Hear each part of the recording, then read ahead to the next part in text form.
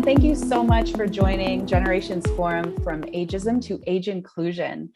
ASA is very excited about our new partnership that you heard about with Shutterstock. And here to talk a little bit more about it is Meeckel Beecher, Global Head of Diversity, Equity, and Inclusion at Shutterstock. Hey, Meeckel, welcome. Hi, Leanne. Thank you for having me.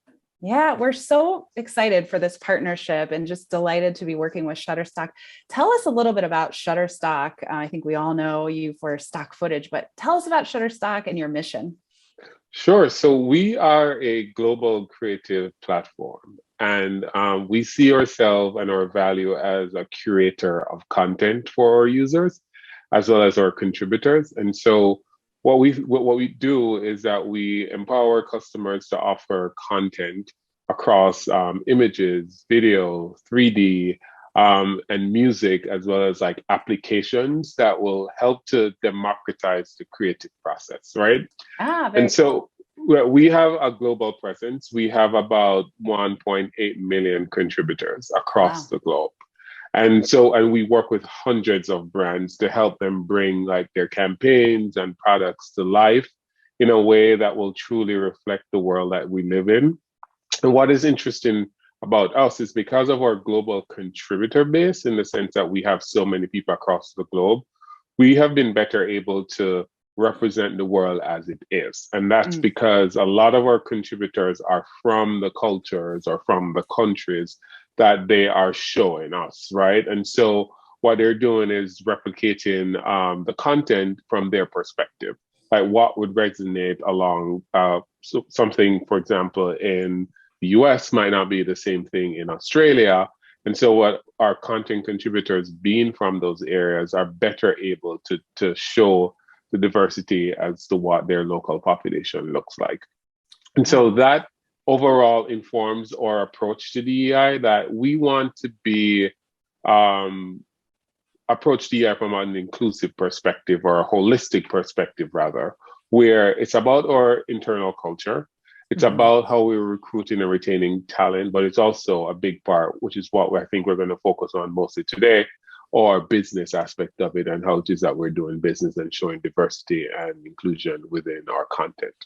Yeah, no, that's really exciting. And I think that's the backbone of our partnership together, is to show aging as it really is from people who are living it, experiencing it. But tell me why fighting ageism is important to Shutterstock and even to you. Why did you want to have this partnership with ASA? So we're committed to inclusion overall in the general sense of it, and ageism and aging is included in that, right? And one of the things that's interesting, like in my previous company before Shutterstock, we also were focused on DEI and including aging, but not a lot of people were doing that. And that's important because age tends to be excluded from the conversation. And I think there are various reasons for it. I think one of it is that we feel as if everyone has an age, but it is actually like a protected class if you think about certain areas, right? And so, but everyone has an age, and so we assume that there isn't a problem there. But what happens is that there's assumption that is made around aging overall. So whether or not you're at the what we call the younger aspect of the spectrum or older, there are assumptions that are made at all sides, right? And so one of the focus that I've always had as a DEI practitioner is when you think about the workplace, there are different age groups and generations that exist. How do we do so in a cohesive way? And we do so by fighting some of the assumptions and presumptions that are made around different ages, right? And to understand people better so that we can work together and coordinate. So it's about managing the biases that exist and challenging the stereotypes that exist, and demonstrating new ways of thinking about age so that people have examples about aging and what it actually looks like, right? And so if we say to someone, you can portray aging in a certain way, there's an expectation that we'll provide alternatives as to guidance as to how to accurately do it. And so I've been kind of committed over the last couple of years with helping to do that, because I find that even as a practitioner myself, I can fall within the trap of not thinking about aging. So it's something that has been at the top of my mind all the time when it comes to DEI. Yeah, right. It seems, yeah, that is a component of DEI that so often falls by the wayside, and Yeah. we're glad that you're thinking about it. I'm curious, where do you tend to see ageism showing up the most, or maybe what are the biggest barriers to age inclusion that you see in the world? Yeah, as I just mentioned, that we all have age. I think ageism is almost in everywhere. If you Hmm. think about like how our society is structured, we use age a lot of time to determine things, some of which are pretty arbitrary, right? Right. So Yeah. when you start school, when you're supposed to finish school, when you're supposed to retire, when you're supposed to drink, when you're supposed to vote, all of those things are usually defined by an age marker, which most of the time it's like someone just pull it from the air to determine Yeah. that, right? And so what happens is that once you step outside of those societal understanding of aging, you get criticized, and it's usually negative stereotypes. So if a child doesn't start school or is functioning at a certain level by a certain time, we label them as having a learning Delay. disability. Right. Do you Yeah. get what I mean? And so, because of all of those things, we pull from perceptions of what we think should be the case around ageism, around age. And so we associate a lot of negative connotations with that most of the time, so we don't fall within those realms. So I think because of that, it's so baked in our society that it's going to require like a new way of thinking in Hmm. order for us to move um, beyond what we now have when it comes to certain things with aging. And so it's a lot of unlearning what we've Yeah. learned before Yeah. and rethinking the ways of welcoming a more inclusive approach to understand that a lot of times it's based on individuality, right? And Sure. so if a person isn't at where they need to be, it's not necessarily because they've fallen out. It's just more that it's an individual case. And how do you help us to show that different experiences matter, right? And Yes, so you definitely. could be uh, there could be five people who are 50 years old and they're all at different space within their Wildly own kind of different. journey. And Yeah. because of that, all of those experiences matter, and all of those experiences of all those people who are 50 and above can define what aging looks like. And it's just being open to that perspective is what we need to be. Yeah. Yeah. That's beautifully said. Um, what do you think the creative world, and maybe you just said it, but what do you think the creative world um, needs to know, or wants to learn more about as it relates to aging? Where are we today so that we can know where to move the needle to? Yeah, so we at Shutterstock, we recently launched a diversity in marketing report about a month ago. Mm, And the focus of that was looking at how people are talking about inclusion in their campaigns, particularly marketers. So we surveyed 2,700 marketers across 9 countries, wow. asking them to respond to questions about how certain aspects of diversity is included in their marketing. And one of those was aging and Ah, including the aging population, right?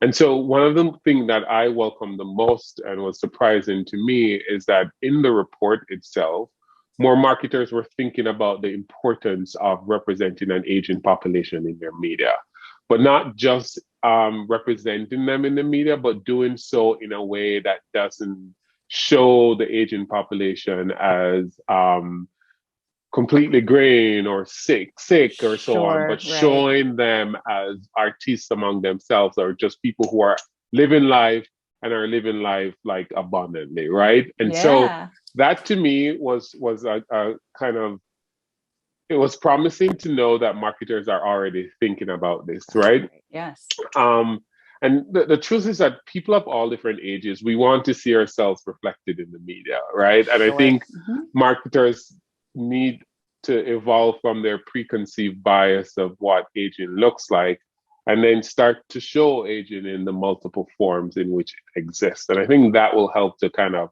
move the needle overall in society, because like it reflects, like art reflects life, life reflects art kind of situation, Sure. Yeah. where we're feeding people the perceptions that we think they associate with a certain thing. But we do have, marketers do have, or creatives do have that opportunity to kind of switch or make the switch in people's brain to be like, no, that's not exactly what aging looks like. What it looks like is this. And I think it's working with organizations like yourself, who are kind of doing the research around how people are feeling about aging and what the population looks like, to help us to say, oh, okay, it's not that, but it is this. Or Yeah. what we're currently showing is an aspect of aging, Mm-hmm. but there are But other it's so areas much that we more. haven't been talking about, that we need to talk about. So I think the main thing right now that needs to happen is a thought process to rethink aging as a concept, not as what we've always been doing it as all the time. Yes. Well, we couldn't agree more at the American Society on Aging.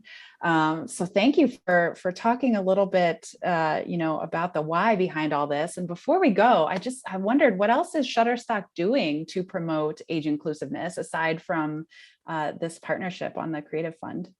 So we have an employee resource group that's dedicated to age inclusivity in the workplace, specifically, as we talked about earlier, how do you coordinate among generations, but also how do you ensure that certain groups aren't left out? I think that group is evolving right now, and what it's going to help us to focus on the cultural aspect within our organization to ensure that we're not excluding people because of their age, right? And that, or even our benefits that we have as a company is conducive to people of all generations and all ages, so that we can capture the right talent. Because the focus for us is to get the right people in the door, and the age of that person doesn't really matter, to be honest. Like, if they can do the job, they can do the job. And so our focus is looking at what we have as a company and how we can change our process to ensure that it is age inclusive.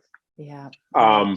Another thing that we've been doing is working with our content marketing team has done some pretty good work so far in terms of representing aging in our collection, right? And I think with our ASA partnership, that's going to go much further, because a part of this is for us to help to address those stereotypes, but also help our contributors to address those stereotypes, because I think that's kind of the process that we outline with them, that what you're doing right now doesn't completely show the accuracy of aging. Here's how you do it.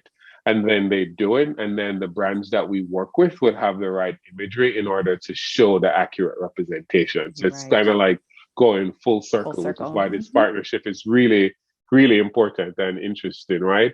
And another thing that we've done in the past was to support older creatives, right? Where a lot of times these people are very talented, but they're left out of the system because we think that they're not able to contribute the content that we want, right? Or they didn't have the experience in terms of support. And so what we did last year was to launch a similar grant like this that was solely for people 50 and older who were creatives in their own rights and were doing interesting work, and we want to invest in the work that they're doing.